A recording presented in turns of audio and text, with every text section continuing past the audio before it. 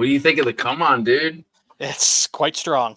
It hits that dark note, right? Yes, My buddy DB Rook and his band, gosh, I can't remember their name because I'm terrible at remembering anything, man. I'm glad to have you on tonight, Mr. Herman P. Hunter, P for paradoxical. I'm learning this now. How are you tonight, man? I'm doing swell.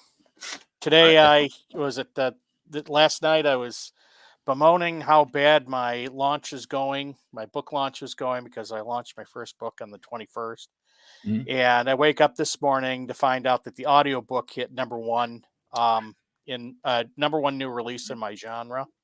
It was like number 22 on the top 100. So I saw that. Congrats, dude. I think that's incredible. So obviously I'm not doing as bad as I thought. Aren't we like our own like worst critics, right? Pretty much, yeah. It's crazy. Well, I had a bunch of other things going on with the campaign, and I'm finding out that Amazon is delaying all of my shipments going out for like over a week. Wow, why? Because I don't use Amazon's Amazon's print on demand. So I use Ingram Spark, and I've been using Ingram Spark since my first book. And all of a sudden, it's apparently, if you don't use their Amazon stuff, they penalize you, I guess. I don't know. Well, that's not out of character of these big companies. No. It's very much. It's not like this. Oh no, that couldn't be it. That's probably it, because when it comes down to these, like, whether it's Twitter or Amazon or whatever it is, man, they really don't play well unless everything is through them. Yep. And I'm not about ready to change everything just for Amazon. So I'm respect. But I'm so I don't like, I'm not, I'll probably end up doing Amazon just for Amazon, because I had to do that with my freaking ebook. But I'm not going Amazon exclusive, and I'm not bending my knee on that one. So, well, hey, I respect it, man. And not only that, keeping true to what you believe in and following through with that, I think is something that will eventually kind of make its way. It's going to show these like social media companies and these big Jeff Bezos, this and whatnot.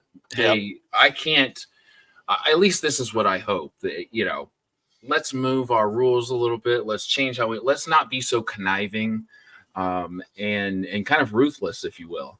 But it kind of comes down to politics and ruthlessness. Here's the thing. I researched, when I put out the Revenant and the Tomb, I think this was before Amazon had was doing the print on demand.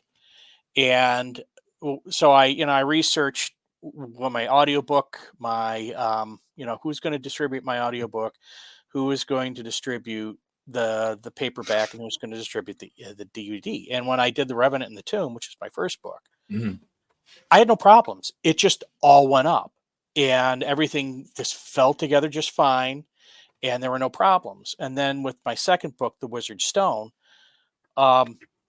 next thing I know, I get a notice from Draft to Digital saying, you're going to have to upload this yourself. And they were telling me this is because Amazon's API that they use doesn't like the format, this, that, and the other. So I go on there and I just upload it with no problem. And now it's that, and it's the paperback stuff. And I spent last year, I spent 2 weeks trying to fix everything on the Amazon site. But I never had to do this with Barnes and Noble or Kobo, none of them. Wow. So this is an Amazon thing.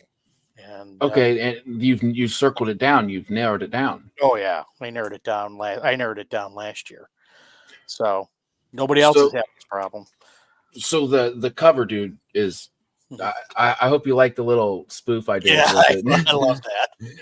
I can't take credit for it. It was my wife's idea. Yeah, there's a bunch of people say that it's so cool. Right? Man, the cover just it wasn't hard for me, because that cover is pretty awesome, dude. So the cover was done by Jason Robinson, who is who's a person I know in some of the I do some stuff in comics.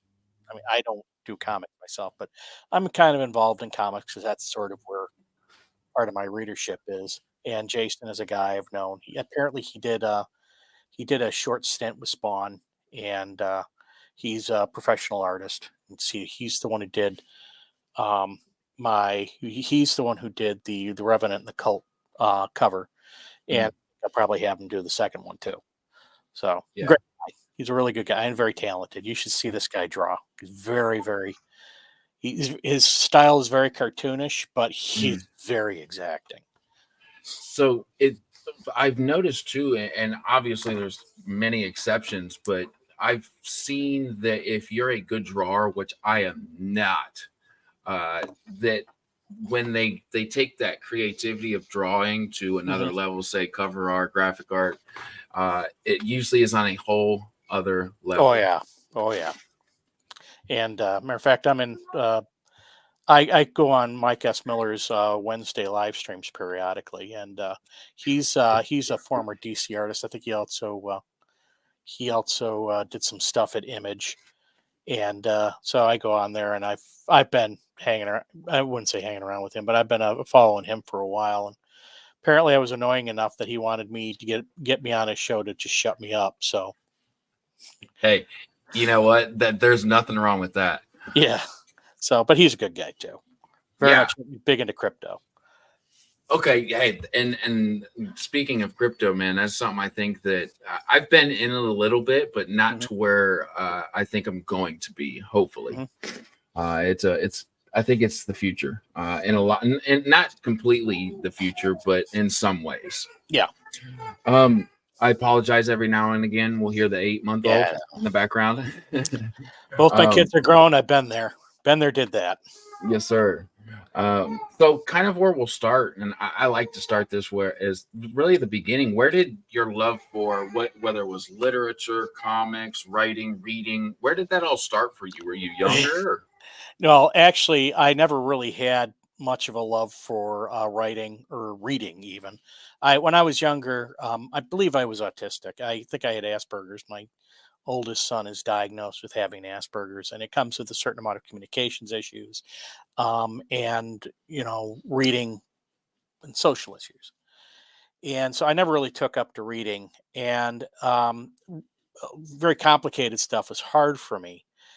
And I remember my buddies were into, because I was also into Dungeons and Dragons. My buddies were also into like Tolkien, so I read the Lord of the Rings along with them, and it was like they were reading a completely different book than I was.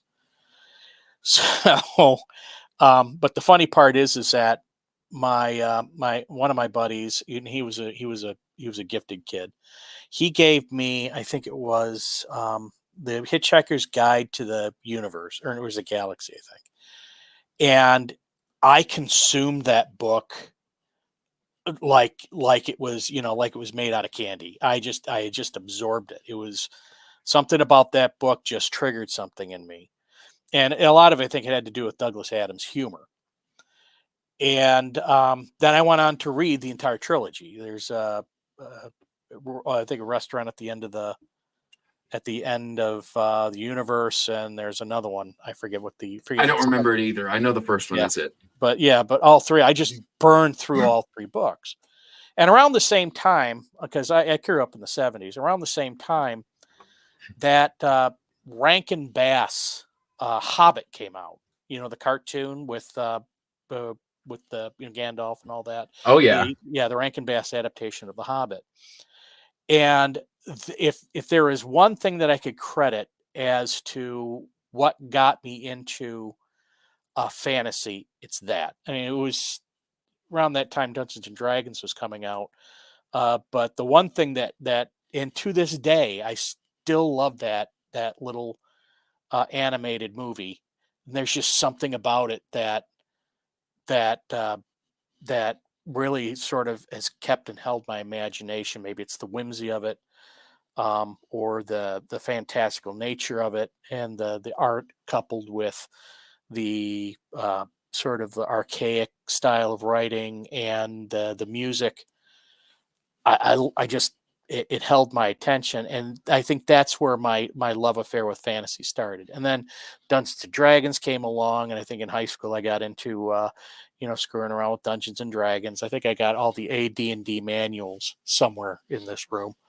This room is a mess, so excuse me. No, I love that. And Yeah. when I'm of the generation where I found out about the movies much before I found about the books. Okay, so Hmm. I have a tremendous love for the newer movies, and then I went back and watched the version you're speaking of, Hmm. and I liked it. I did, but it was so different from what I'm Yeah. used to and what I was introduced. It didn't have that same effect on me. So when I Hmm. hear a story like you, uh, finding that to be a love of yours, man, Hmm. I appreciate it more than anything, because I think if you were able to see that, I say it's a cartoon. I hope I'm not saying that wrong, but it's like It animated, is a cartoon. and it must have had such a cool effect to see that. I guess what I'm saying is the point of view back when that was created. If I was back in those times, Hmm. seeing that and the vastness of Tolkien's writing put onto a screen, I'm sure that would have been incredible. Oh yeah, Um, no, I mean, and I've never, to that point, I never knew about Tolkien or The Hobbit, but that thing just sort of caught my imagination, and it wasn't so much the story; it was all the things combined. It was, the story, it was the music, and and the sort it's a lot of the art, and even to this day, I still like the older sort of archaic art. I mean, I became a big fan of Alan Lee, who mm, was one of those premier like fantasy artists. Him and I think John Howe. John Howe is one who was one of the art directors on the Lord of the Rings movies, and I think eventually the Hobbit movies. So, but because he sort of had that sort of um, I want a dreamlike quality, cartoonish and dreamlike quality to his a lot of his pictures, a lot of his drawings that he did, and that's always captured my imagination. So, absolutely. and then as I got older, um, I started because I was traveling a lot. I started getting into reading while I was on the plane because I write software for a living, so I had to travel, to various different places and do things.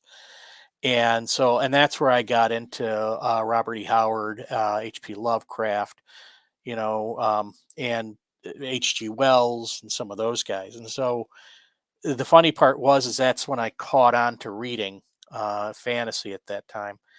And, and then I got through all that stuff and I said, and I ran out of those things to read. Of course, I didn't know, Solomon Kane was out there at that time. That I started reading the modern fantasy. Um, I'm looking at that. I started reading the modern fantasy, and I just couldn't find what it is that I liked. And so that's how I eventually got into writing because I figured if I can't find what I like, maybe I'll write what I like. So, That's like the biggest thing I've heard, as a guy that reads and mhm, wants to write. Eventually, it's like getting the knowledge that I feel that I need to equip myself with, the info and this and that. mhm. I've heard that so much. Like, write what you want to read, and that Yeah. makes so much sense. And I'm finding out I'm not the only one who feels that way. No, So, not at all, man. Absolutely. Um, so if you're cool with it, man, I wanted to throw up the trailer for the Revenant and the Cult. okay.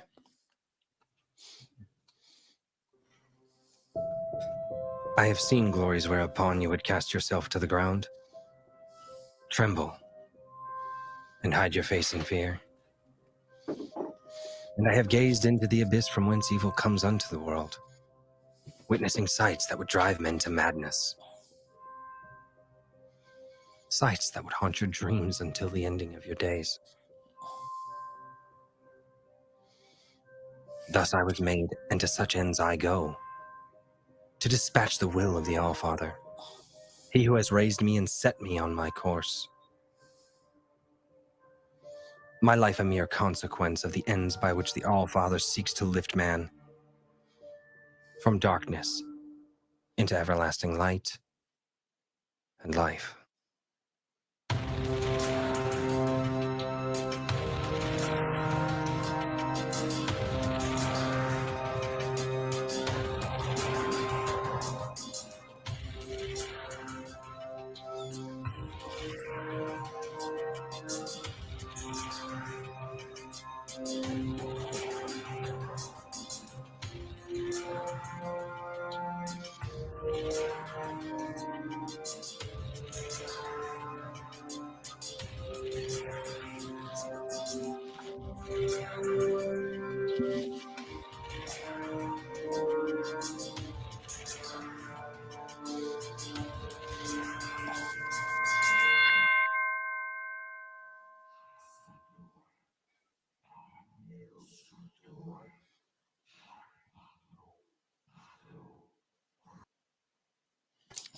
Yeah, man, that's pretty epic, and it's got to feel that I'm attracted to right off the bat. It's like it's in the title. It's that get the mass cult feeling. It's a little dark, right? So kind of seeing this trailer, I was hoping you would go into somewhat of an overview of the book and kind of the genre, which you would just the overview, if you would. Mm-hmm. Well, the genre I'm in is called Christian fantasy. Although I kind of call what I write Christian-esque fantasy, and that is, it's not Christian fantasy as you'll see a lot of writers write it, where they're directly referencing the Bible or Revelation or whatever. There's some really good stuff in there to write about. All of my stuff takes place on a different planet. And it's a different world altogether, but I take elements of the Bible and I kind of weave them into the stories that I tell. So it allows me, it allows me to take a lot of, what I would consider some very profound things and place them into stories where I can either demonstrate certain things or just add flavor to the stories. So that's kind of what I call. I mean, I call it Christian fantasy, but it's more fantasy than it is Christian. So the story itself is about a holy warrior, and they have he's part of an organization which I really haven't defined yet. That has spies in this particular region. This in the ancient times, this land was ruled by a sorcerer king, a horrible despot during a very terrible time in that world's history. The guy was thrown down, and actually that sorcerer king is connected to the Revenant and the Tomb. To the creature in the Revenant and the Tomb. But anyways, the Sorcerer King was thrown down. The war was ended. And he's somewhat biased, I feel like. The war was ended, and humanity came back and repopulated a lot of stuff. And so it kind of, during the ensuing years of peace, there was prosperity, and humanity began to grow and thrive. Well, the spy has disappeared. And now Hal Cedric, who is a holy warrior, is coming to investigate what happened to the guy. And there's other spies in the region. One of them was a guy named Roe, and he meets up with Roe, and they go and they do their investigation.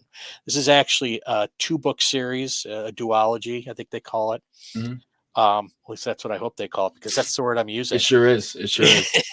And so the first part, I originally wrote the both books as a single book. But as I looked at it, it felt like 2 very separate books.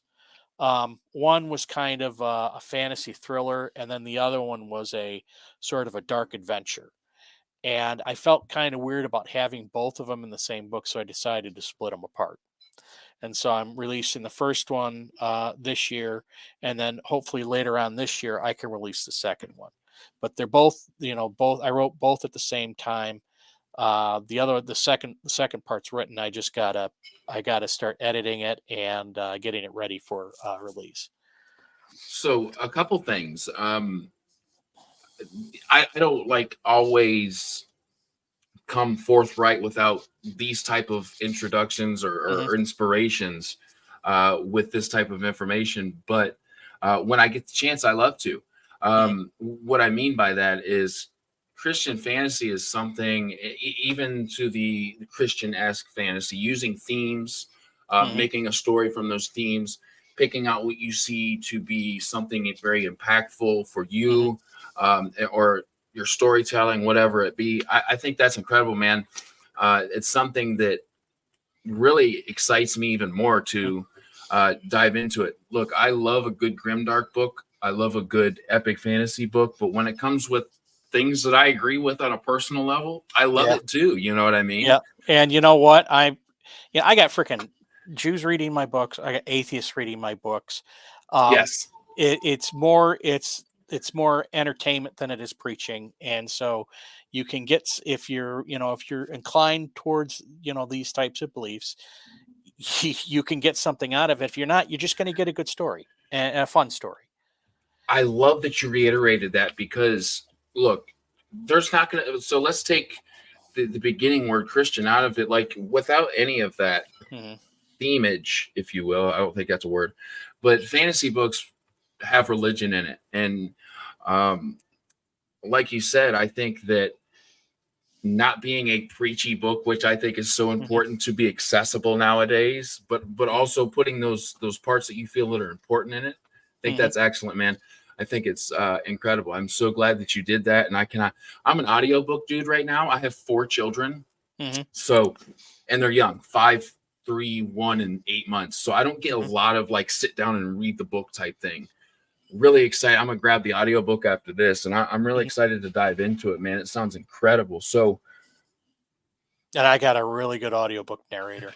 I was hoping you would dive into that a little bit. Well, first, could you name the guy that or girl that did it, and how No, was that? the guy's name is Steve Fortune.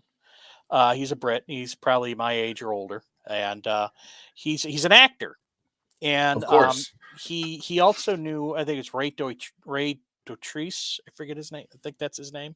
Mhm. That narrated uh, the Song of Ice and Fire stuff up until the day up Wow. until he died. And so he kind of knew him. And when I listen to those audiobooks, is I do the same thing. I listen to a lot of audiobooks Okay. when I get a chance.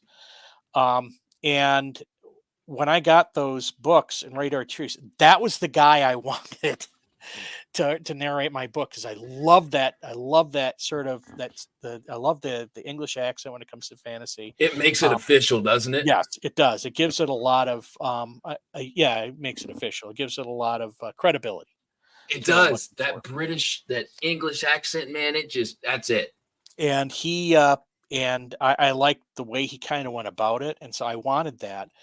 And of course, guy's dead, and there's no way I could afford him. Period.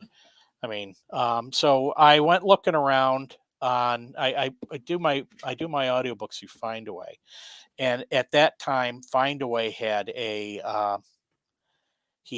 they had a marketplace for audio talent, and so I went looking around, and I selected a bunch of people and asked them submitted auditions, and he was the first one to come back with Steve Fortune was the first one to come back with an audition.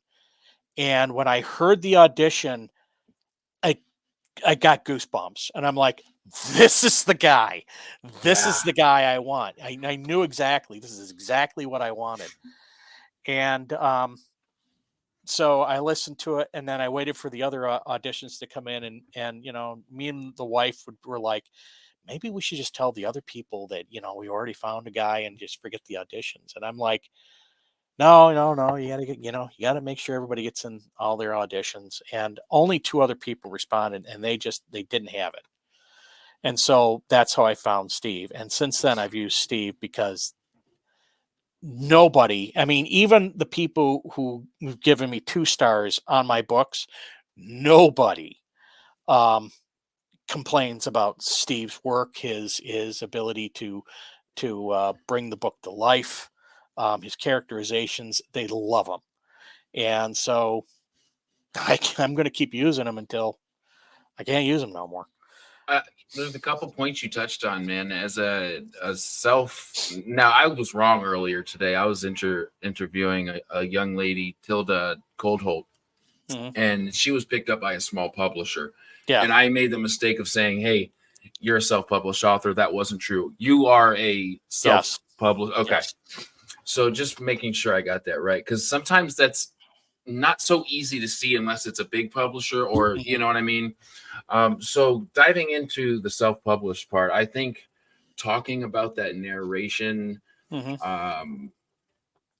process is it's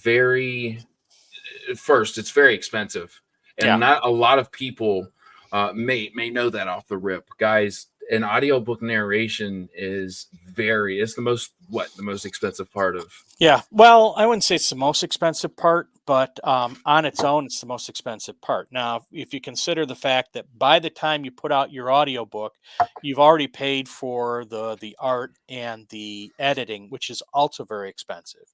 The audiobook, really all you're doing is you're paying for the voice, and that's it. And the rest is just time and effort. So, but yeah, it is expensive. I mean, their prices are not cheap for the good ones. And I'll tell you something, a narrator makes or breaks the audiobook. I mean, dude, the book makes or breaks the audiobook, but so does the narration. If you don't have the right narrator, it's just going to sound awful. There's been books that I've absolutely, like, just because I had to start books, and then we had the baby, and then I went into like converting into the audiobooks, I picked up in the middle of a lot of books. And you're so right. There were a couple that and I don't like to talk bad about anything, but they didn't work for me. Yeah. I totally agree with you. And I thought this was a funny point. Let me find it. Timothy Wolf, another wonderful self-published author, said, "I can't narrate with my long and oi, get me a Kathy." You know, he goes down and gets his freaking swordie. Yeah, you know, I think that's more Canadian. I'm terrible with accents. But yeah, it makes like he drew his sword, eh? My name's Gordy Horton. This is definitely a project I want to work on, eh? You want maple syrup? Oh, we're going down a rabbit hole. Yeah, dude, I totally agree with you, man. And I'm biased when it comes to audiobooks as well. It's like the British accent.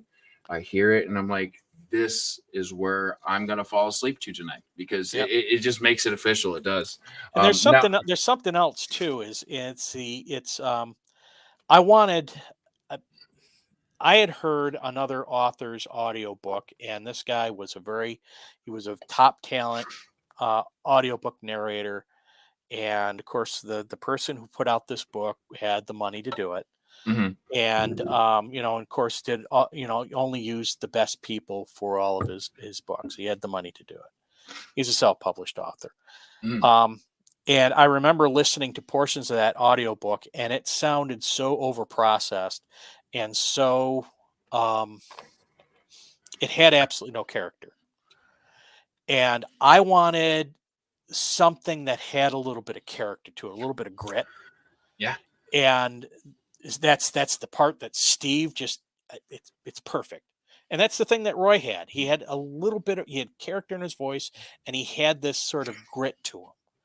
And that's what I wanted. Somebody who sounded like you were telling you a story in a pub. And yeah. And I loved that.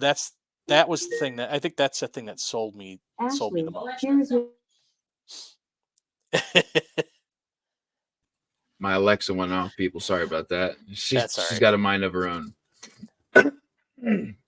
NJ Alexander, excuse me, that's a good question. Did you do the royalty sharing plan, or did you hire a narrator outright?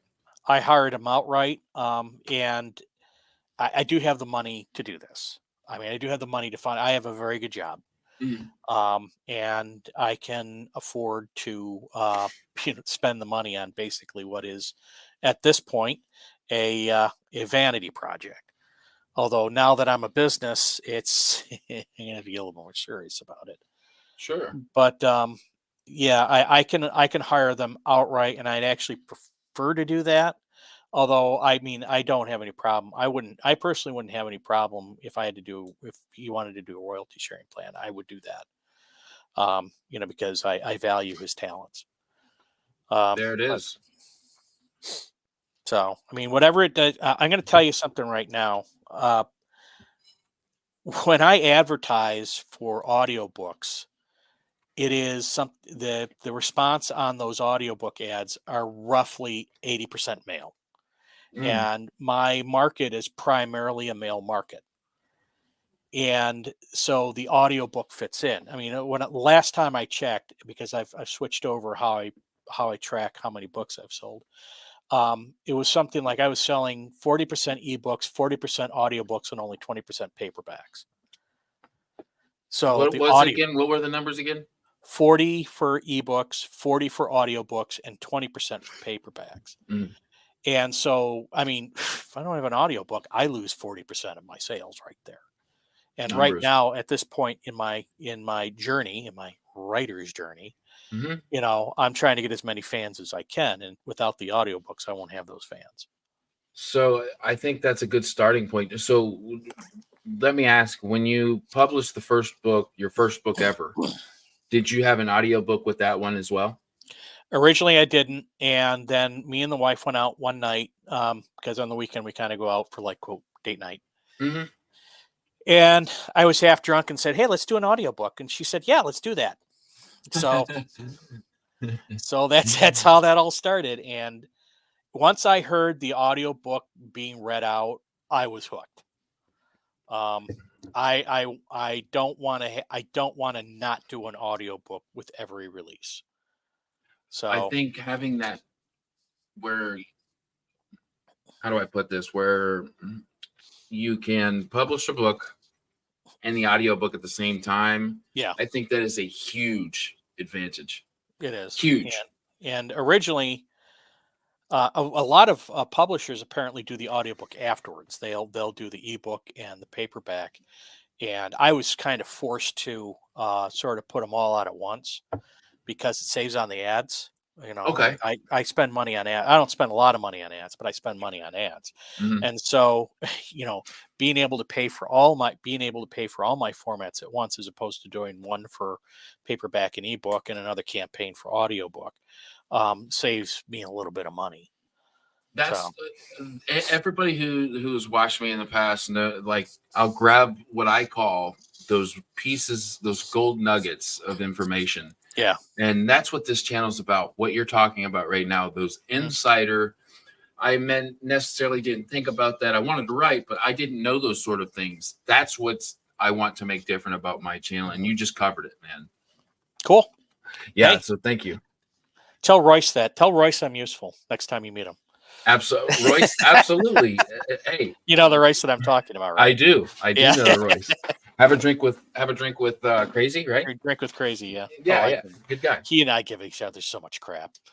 Might as well, right? He's the kind of guy I feel comfortable giving crap to. Oh yeah. Same with John.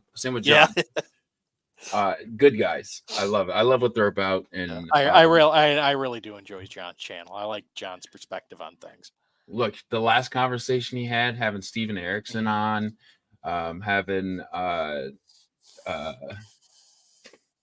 oh my gosh, I've had her on my channel. Like I'm the worst at I know exactly what you're talking. Janie Worst.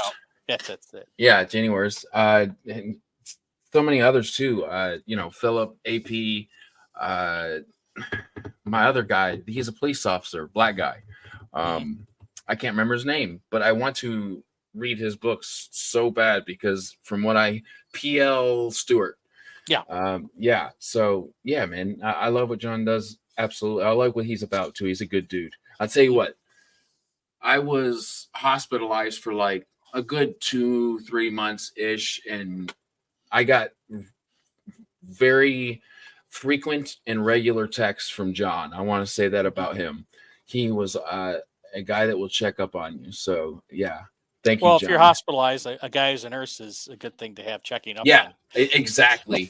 It's funny. I'll go into certain like little medical terminology with him because I'm very familiar with it just as he is. So we kind of nerd out together. Yeah. Yeah, man, absolutely, I love it. So you went into this might be a difficult question based Mhm. on kind of the things that we've already spoken about or Mhm. spoke about. Um, but if you can dig a couple up, I would love that. If you can't, we'll move on. No. Who are a couple authors or books that kind of became somewhat foundational for you? I know that wasn't necessarily the way your way into Mhm. this, but now where you are, who are a couple authors or books that you would find to be foundational for you? Well, Tolkien is the first one. I mean, he's like the first one that caught my imagination. Mm, Robert E. Howard and Lovecraft. You find a lot of Lovecraft influences in my writing. wow. Um, Lovecraft, H.G. Wells, a lot of those old writers. C.S. Lewis. Oh He's yeah, another one. Chronicles. In fact, you can actually see a lot of these guys' influences in my writings. But they're hopefully they're cunning. They're cunningly enough concealed, Uh-huh. cunningly concealed, well enough that it doesn't look like I'm just ripping them off. So But that is the author thing, man. That is it, because yeah. there's not that original thought, right? So we take all of our influences, right, and we put Mhm. those in our own voice. Well, the thing was that those guys wrote in a very particular style. I mean, Very Lovecraft had a very technical nature to his smart. writing. Yeah, he was very smart, but I mean, he could be. Oh my God, watching paint dry would be Yeah. more entertaining sometimes. But I mean, he had this imagination that was just it was beyond belief. In a And time where they held that against you. yeah, and Tolkien had a very flowery writing style. Robert E. Howard had this sort of masculine poetic style, and all of those, all of those really combined into my style of writing because that's what I wanted. That's the type of writing that I wanted to get, and I wasn't getting that out of anything. And they didn't deal with like the specifics of cultures and this, that, and the other. They sort of dealt with much larger concepts, Mm. and that's where I wanted to. That's really where I wanted to be in my writing. So those guys, those are my top tier writers. That makes so much sense, and Yep. Herman, I want to say I'm very glad we're speaking because we're on the same wavelength. I think our beards are like on the same. We're talking to each other because we have very similar thought processes, and I love that when I find that, man. Um, so having those H.G. Wells now, Mhm. H.G. Wells wrote. I don't know The what H.G. Time Wells. Machine. Also, another one is another one is Jules Verne is another one of the ones that I really liked, and he Oh did yeah. 20,000 Leagues Under the Sea, Journey to the Center of the Earth. Um, so a lot of those older writers that did that I are only what asked because like finding reading or my love for literature at 29. I'm 34 this year. I'll Mhm. be 34 in November. Uh, I'm just I'm over enthralled and ever looking, Mhm. searching for these tokens, these Howards, these H.G. Yeah, Wells. So me asking that was just me kind of being selfish. So thank you for kind of going into yeah, that, man. yeah. No, so those are. I mean, those are the writers. I wouldn't say Tolkien or Howard, but like H.G. Wells and Jules Verne. Those are the ones you had to read in high school, and those are the ones I actually enjoyed. I like the Time Machine, and I forget the other. There's like two others.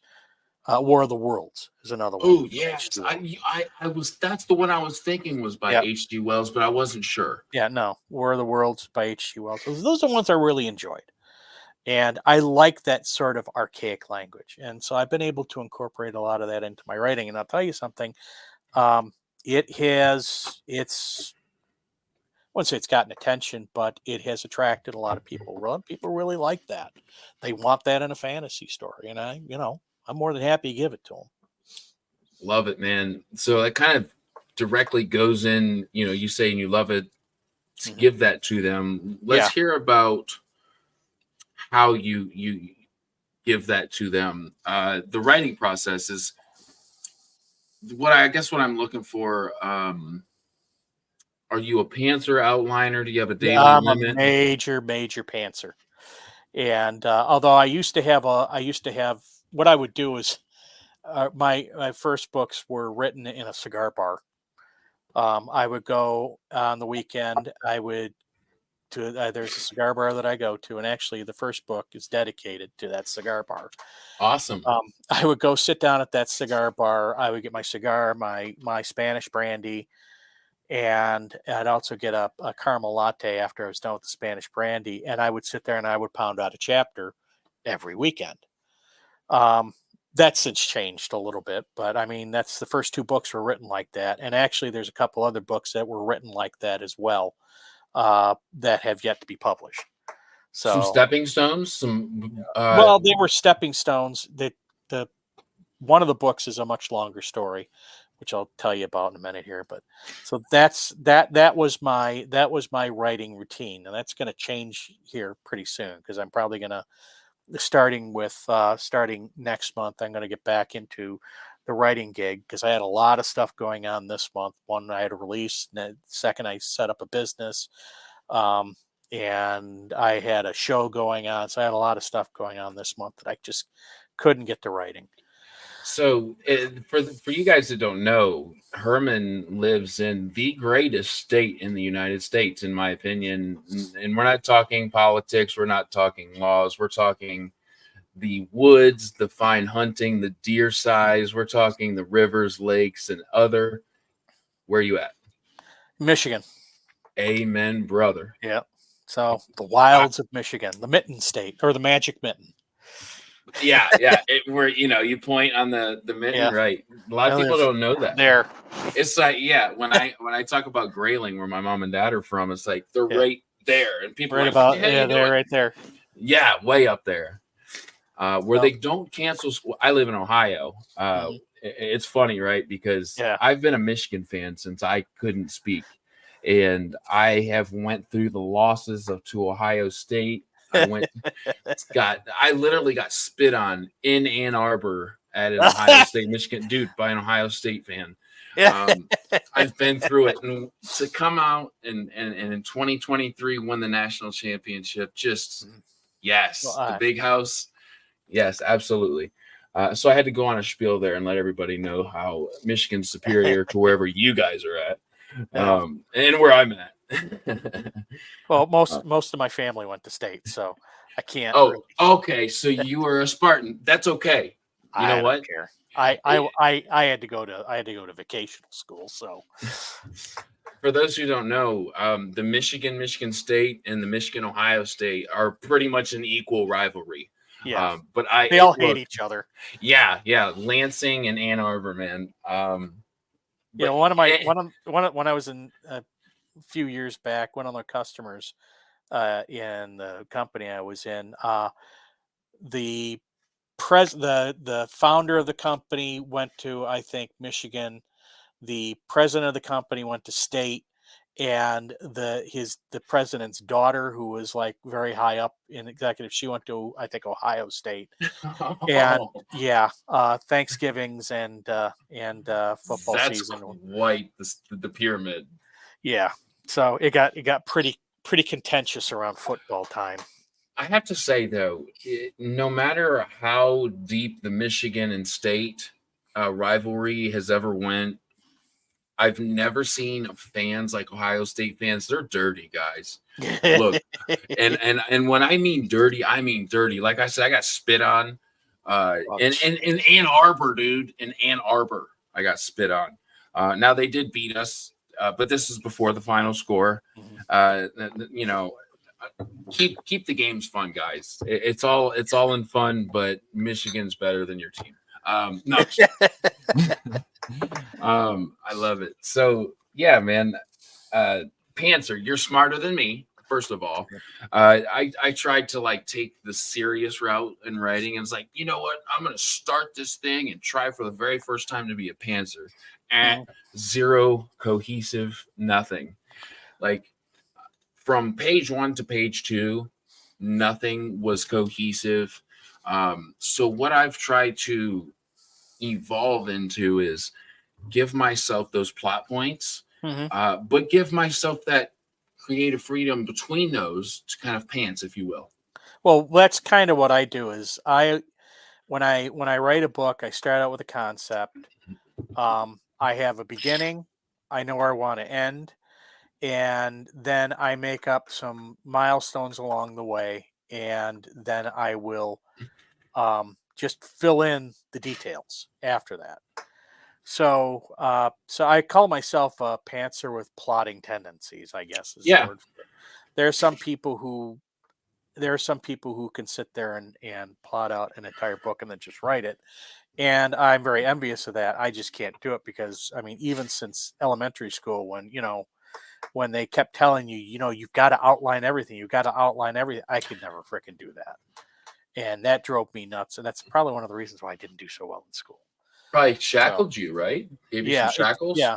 And I hold a lot of stuff just in my head. And and some people in some ways it amazes people. In some ways it amazes people. In other ways it frustrates the crap out of people. But I have to kind of hold stuff in my head. I can't really write it down, or I organize it as I write. And I've done that for a while. And I mean, it's a process that works for me. And my advice is use whatever process works for you.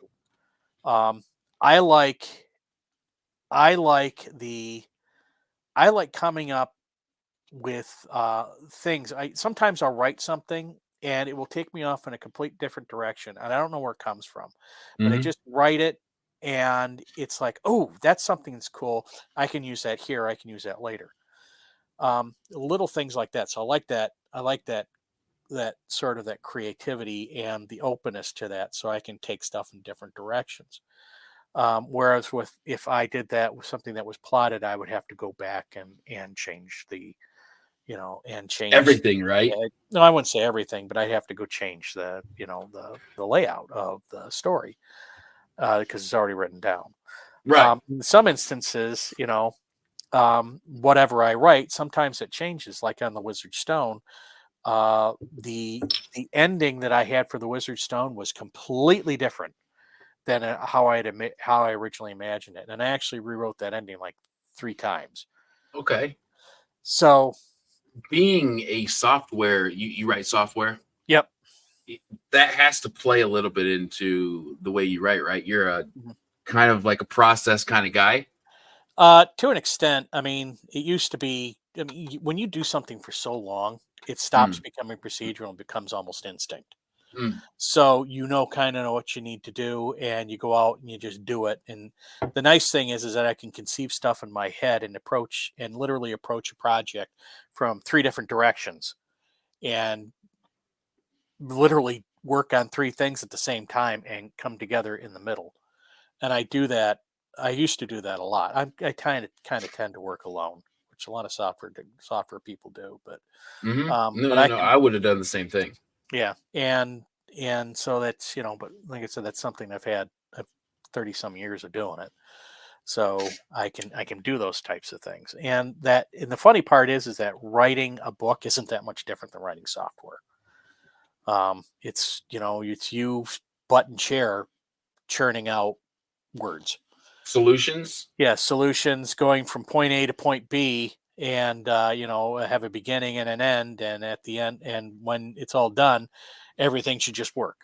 So, and you've got holes that you need to fix, and you've got problems, and you have typos that you need to resolve, or bugs in the code that need to be resolved, and so things like that. So it's not that much different than writing a book. I have to imagine you got into software like at the best possible point that you could have, Yes, like as far as the timeline, man. Like you got in there because that's huge now.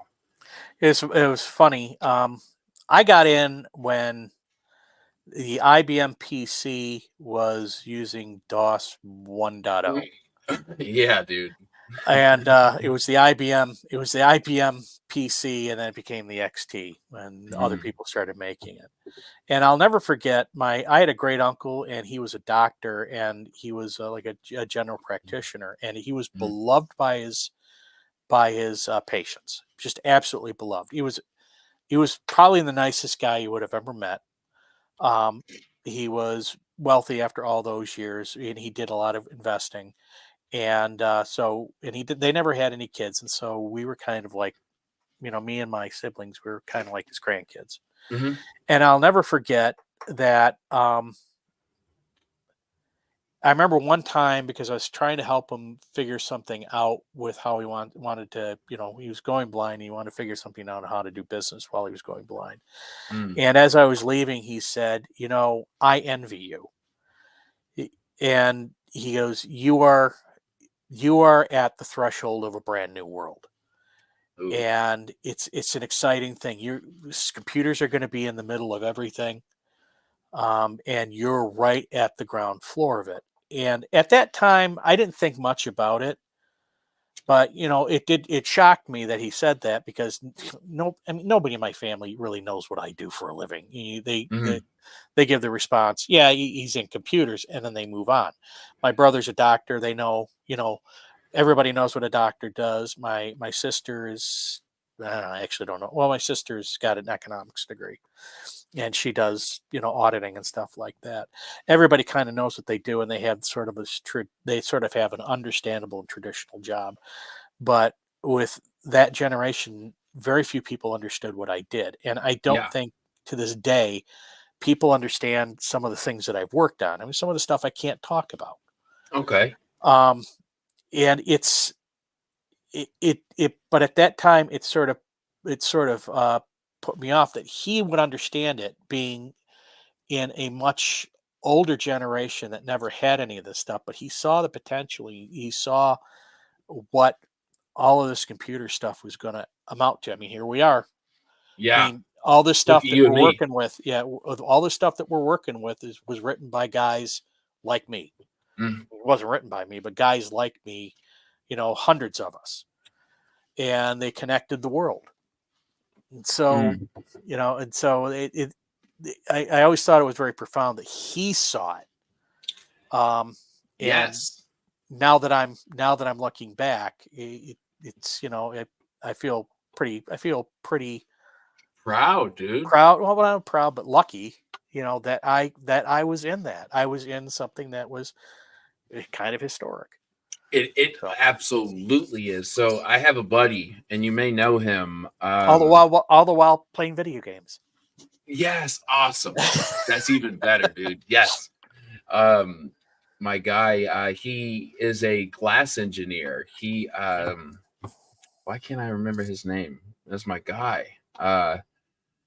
Anyway, it would be cool because he creates, like, he works at Penn State, and he creates like fiber, or John Morrow. My wife's got my back.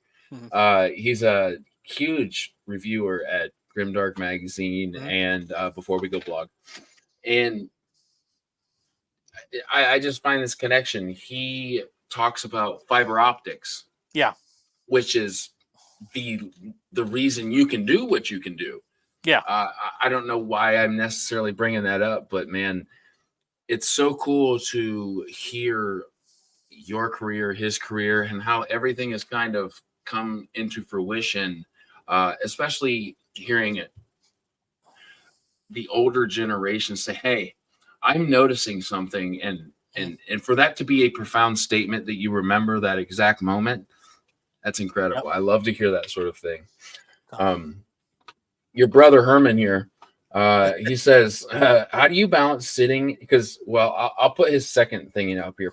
He's asking because he does web development. How do I balance it? I don't. I mean, I sit at my job all day, and I got freaking hip problems now.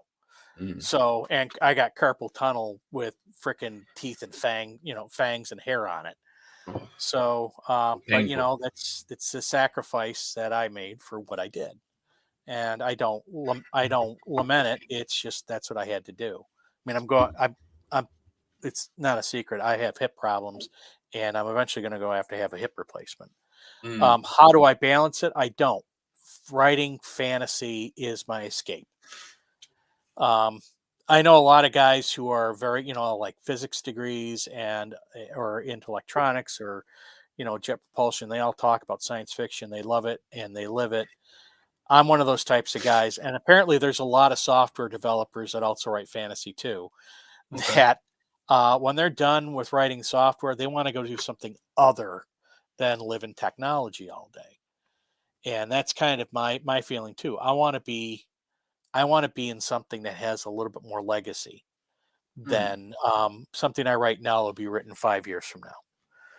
So, and that's Yes. kind of what drives me. But I mean, I do have a real love of writing, and being able to bang out words real quick because I've been doing it for 30 some years. That doesn't suck either. Right.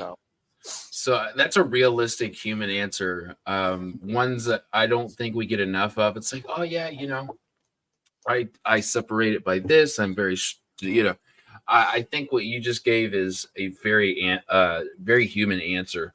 So Herman, I hope that helps and lets you realize that you're a human, and it's not probably much different than the way that you do things. Yeah. David, sorry if you wanted my bearded brother, David. Maybe that wasn't the answer that you were expecting, but that's a realistic answer. I could totally see it. Anthony. Well, once again, I go to a cigar bar to do all my writing. Yeah, see, yes, exactly. There was also those other points. Anthony Rondinelli. Sup, Herman? All right. The Iron Age guys are coming in. Yeah, so that's kind of my next question was about themes, but I'll touch on that in a second. So okay. Iron Age. Some people, I have a pretty good understanding about the Iron Age. What does it mean to you? What is it for you? Iron Age is a collection of indie creators that come together for mutual support and to also consume each other's work.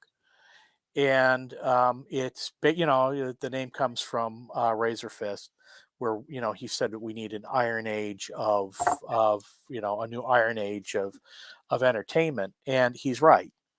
Yeah. Entertainment, major media entertainment has become it's crap.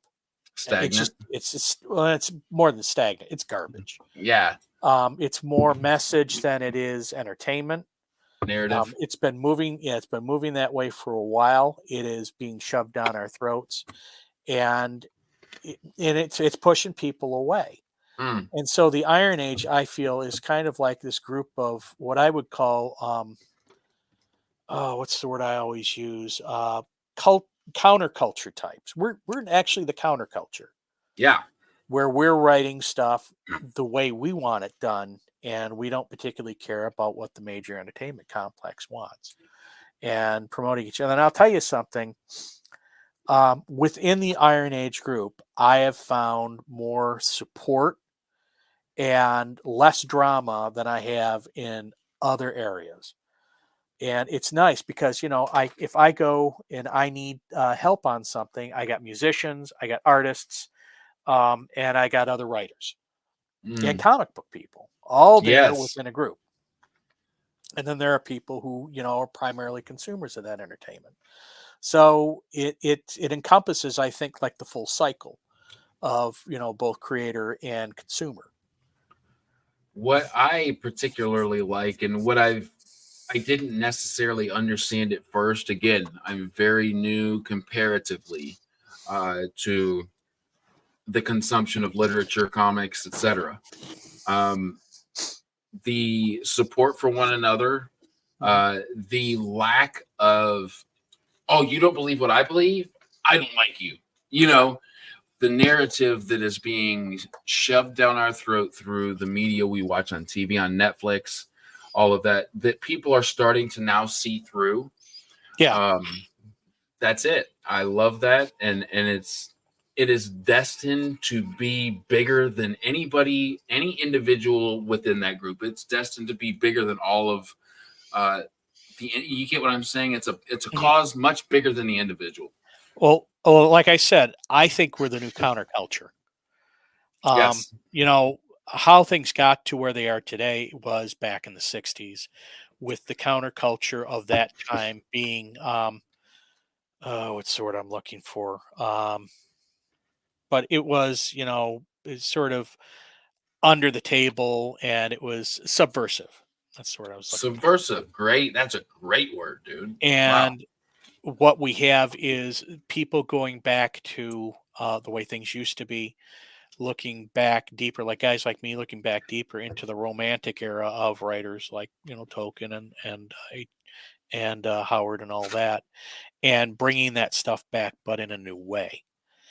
And I think while we're small right now, it offers a significant um, it is a significant threat to the current establishment. John Yeah. basically said it, basically nailed it, is that indie indie indie books are beating the crap out of the establishment or the big publishing books. Um, you get better covers, you're getting different and more diverse stories, you're getting better content. I mean, what we need is we don't have the things like the distribution and the editing, but you have people following what they want to do, and people are consuming that. Yeah. I mean, I started my first book. I sold about 200. I sold over 200 books. The Revenant sold over 200 books in its first in my first year, and I didn't even know what I was doing. Hmm. When the Wizard Stone came out, I sold that. I sold that amount in about I think either a month or 2 months, and in 6 months I doubled it. Wow. Yeah. And I've been going to these cons, and the funny part is even when the con is dead, I'm still selling books. I mean, I got to find the right con. There's certain cons that I don't sell anything. Well, of But course. I mean, that's the thing, right? yeah, but I mean, the last con I was at, there were 3 writers there, and I was one of them. And I know I sold more than one writer. I sold probably more than double what they did. So I think that there is a very large hunger or a huge market that has been overlooked and given the finger to by the mainstream entertainment complex, and they're hungry for the stuff that we have to offer. And it is like I said, John said, we're basically taking their lunch money when it Mm, comes to things like covers. I yeah. mean, the covers that they're putting out look like they were drawn up by a 13-year-old art student. Yeah, dude. So, I mean, we have the cool covers, we have the cool stories, and The it's just differing stories. exactly differing stories. I mean, we're not everything's a freaking romantasy, and Yes. there are I a call bunch them of Walmart books. yeah, and a bunch of guys are making bank on it. So, it's the indie space is growing, and it is becoming an increasing threat. I don't know whether like the big publishers know this, but it is. They will. Yeah, well, I they think will they at one will. point. But and I think Um, no, go ahead. no. I was just gonna say I was gonna bring up an author that John introduced me to. That if you're into Robert E. Howard, man, what I understand, you need to read this guy. Howard Andrew Jones, Yeah, I know, I know. dude. It's the first sword and sorcery I've ever read, Mhm. and it's the sauce. It's so good. And I guess I was just curious if you had Yeah, I've heard of him, and I know what he does, and and that's once again we're going back to that's the way stuff used to be. That's the old pulp style, mhm. and it's engaging and it's fun. It You is. know, It's so fun. yeah, and Had no idea. there's no romances in there. Well, there might be romance, but I mean, it's not put it's not built around some sort of stupid romance that somebody has to shoehorn in. It's pure masculine power from just Exactly. yeah. And I'm telling you, this is what there's this massive market out there that likes that, and Hmm. they're not being given that. And when I go into these cons, they're picking. I mean, one of the cons I sold out, and it's primarily young men. Well, lots of things go into this, but one of the things I'll touch on is lately it's not okay to be a super masculine male. No. And to a young man, that's your biology is telling you that you're reaching out for these types of stories and you don't even know it. Yeah. These influences, because it's just a natural feeling to want to be, what I felt when I read Howard Andrews Jones' first book is just like, it's somewhat of what I would feel. I haven't read Robert E. Howard's Conan. I have not. Mhm. I've seen like adaptations and stuff like that, but it just gave me that primal feeling that I felt at my core. Yeah. And I think I think there's a lot of men that want that and they're Yeah. not getting it. I mean, my guy is my character is Hal Cedric is very much he's not a barbarian, but he's more educated, but he's to put it politely, a badass. Mm-hmm. And he doesn't back down.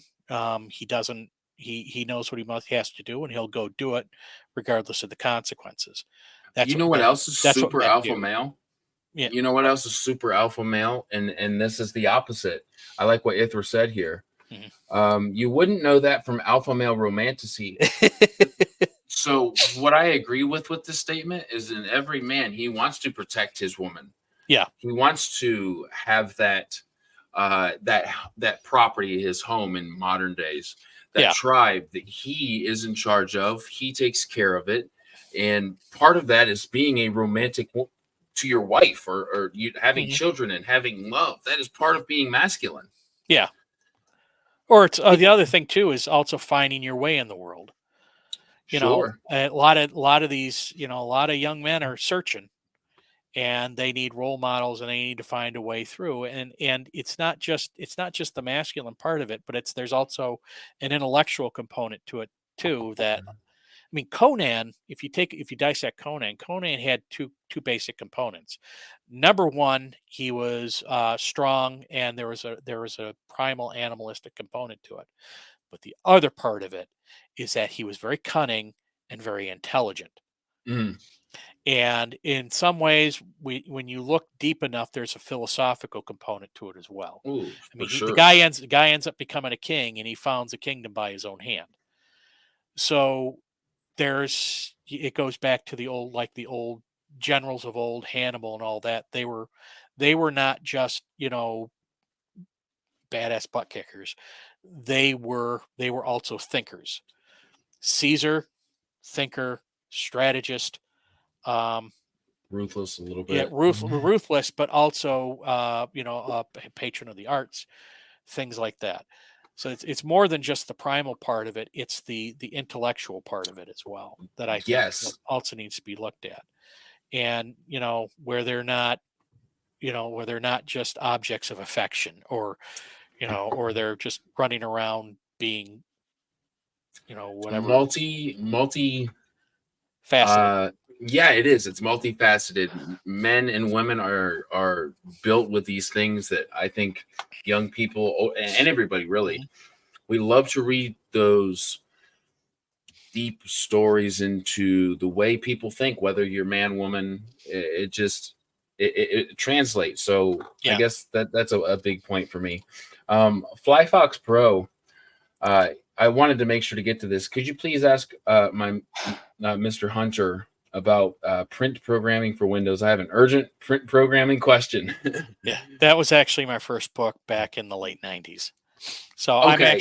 I was actually traditionally published because back in the '90s there was no self-publishing, and I used to actually when I first got into writing, I actually wrote articles for programming magazines, Okay. and event that accumulated into a book deal that I put out, and or I put out a book about programming in Windows, and it actually came out under my real name, which was Jeff Potts.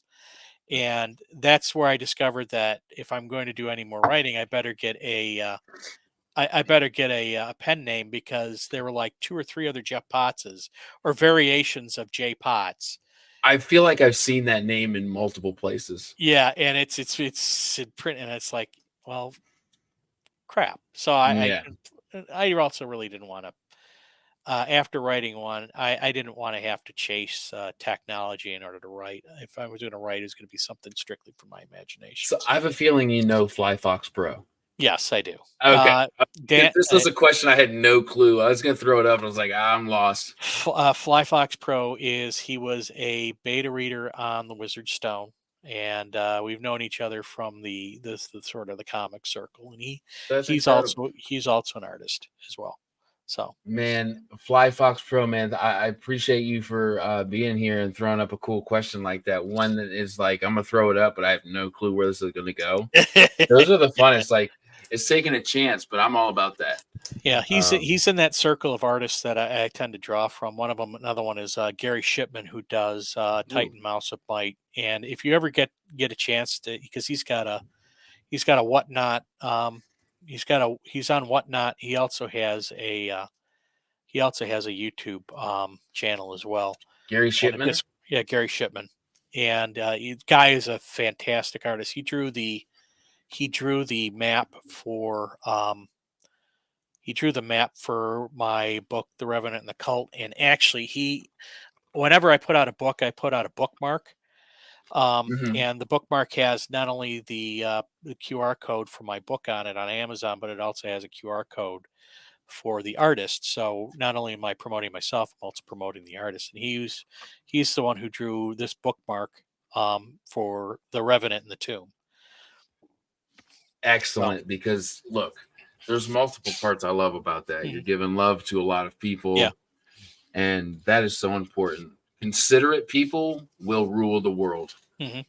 In the end, I love considerateness. The reason I love my wife, she's the most considerate person I've ever met. Way more considerate than I am. Yeah. Yeah, man, I totally agree with that. So I don't know if you've read, but I have to shout it out. Sledge versus the Labyrinth by my guy, Nick Horvath. He's a 6'10" ex-professional basketball player, played against Yao Ming, Kobe, all that. Wrote an incredible, it's not fantasy, but it's like a noir thriller, action badassery. Man, if I can convince you to read that, I think that's the one I'd convince you to read. I'll see if I can. I still got to read John's book. Yeah, me too. It's huge. I read like 4 chapters of it, and it's like then I had to get back onto writing. So yeah, it's good too. Like John, not that like I have this image and idea of John, and then I start reading his book, and I'm like, he's hiding this intellectual part of him. Yep.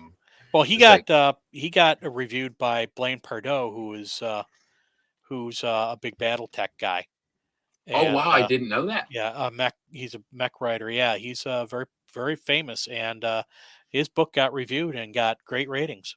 That's amazing. John, if you're still here, man, that's incredible. I'm sorry I haven't got to your book yet. I haven't had the time to sit down with the kids with a book that doesn't have an audio book yet. Like, just I haven't got, like, it's impossible. I'll read like 4 pages, and then my kid's like, hey, Daddy, and it's like if I didn't read the book at all, right? Yeah, I most of the books that I have to read are in audiobook form. It's you just don't have to. I mean, I've got 3 jobs going on. I'm running a business.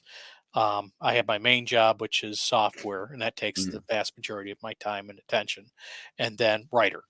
Yeah. So it leaves me very little, and then on top of that, I got to promote all my stuff. So that leaves me about 10 minutes in a day to read. So I totally understand, not on the same level as you, but I understand in a way that my kids are taking my time, which I'm very thankful for, by the way.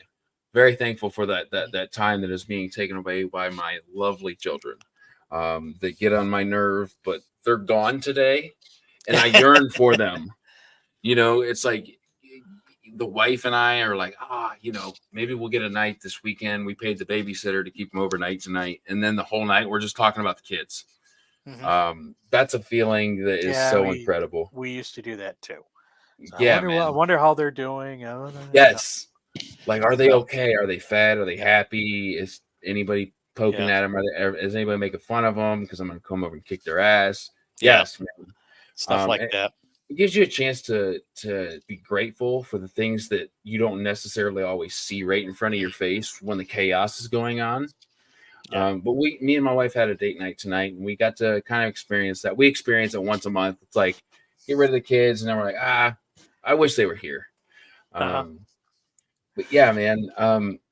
One of the things I usually ask at the end of an interview is some recommendations for people that you would like to see on my show. You've given one so far. Well, two really. Steve Fortune.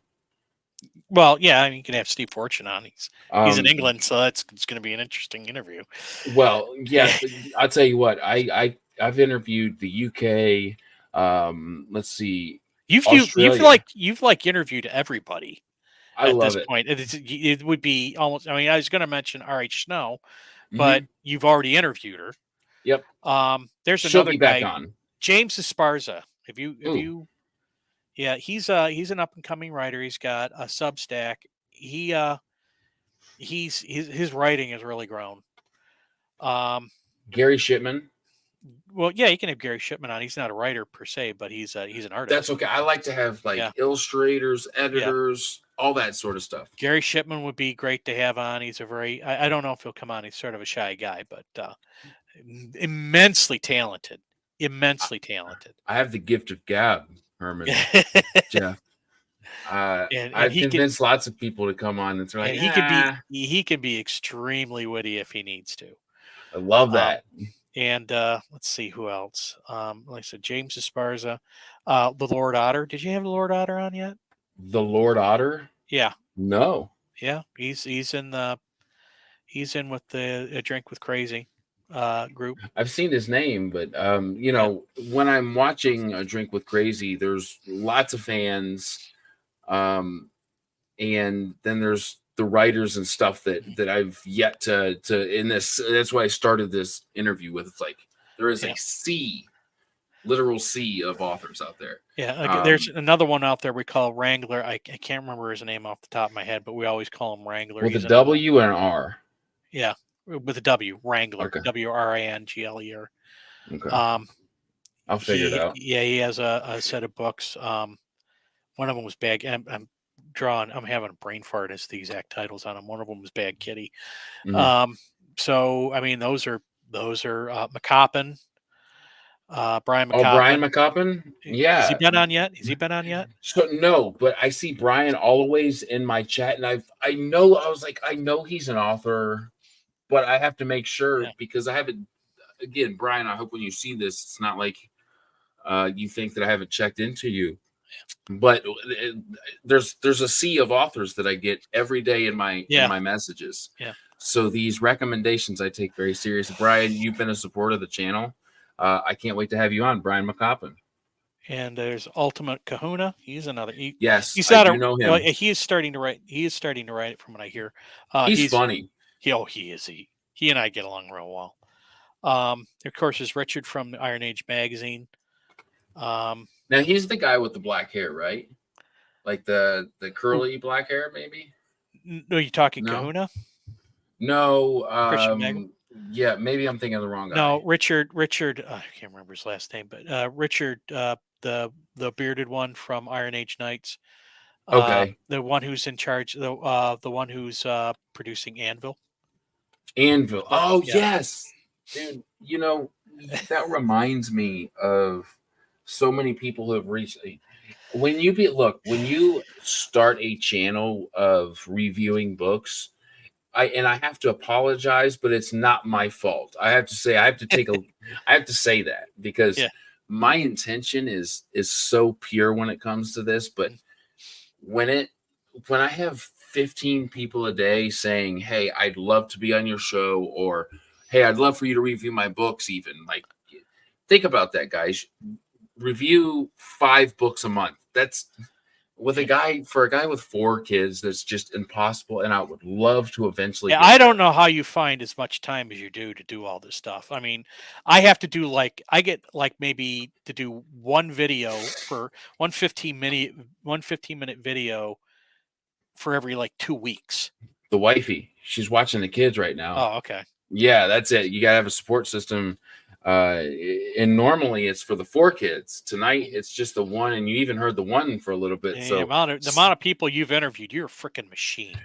thank you, man. I like that. And what I enjoy the most is getting that array of knowledge, because it's not about the status of anybody. It's not about the views. It's not about this or that. It's about what the people who will watch will learn, and more so, I started this channel to learn, man. Like, I want to write. I really do. And that's what I'm after. So I have to say, Herman, so Herman P. Hunter, that's what I'm calling you. I want to thank you. No problem. A lot, because you've given the inside scoop to a lot of different areas that it takes to write a book, man, or to produce an audiobook. The realistic parts, the steps. So I really appreciate that. No problem.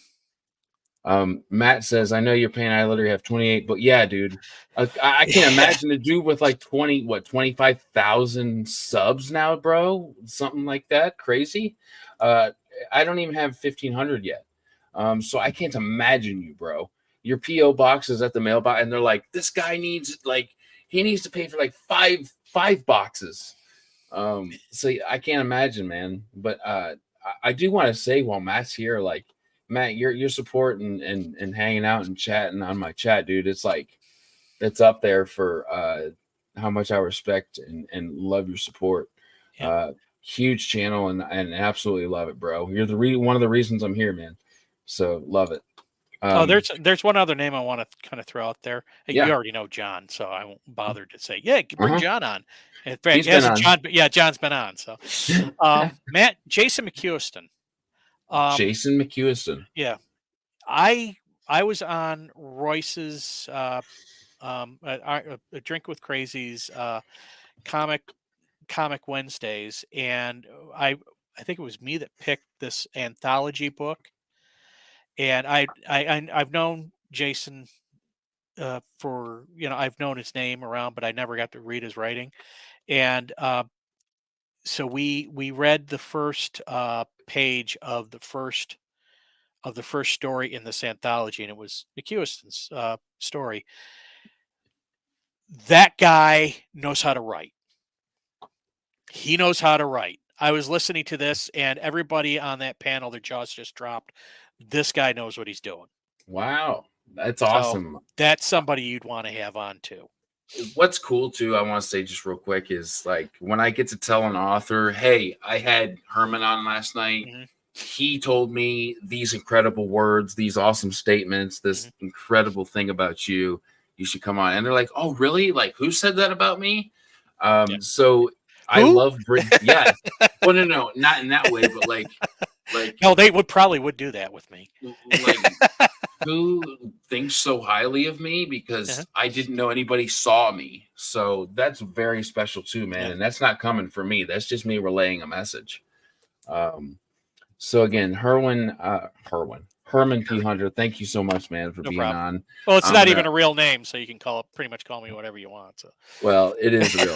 it is. It's the marketing, and that's what's gonna get it up there to number one, just like the audiobook. It's on its way, brother. I love that about that.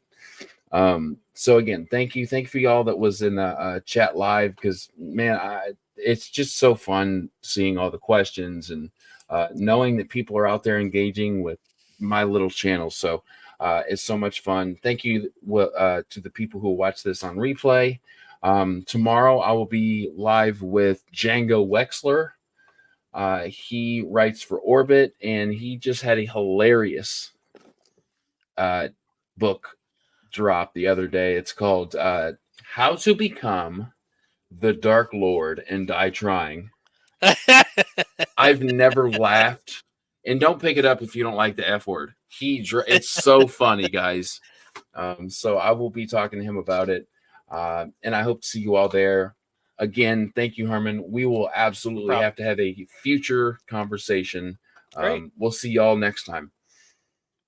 Bye. Bye-bye.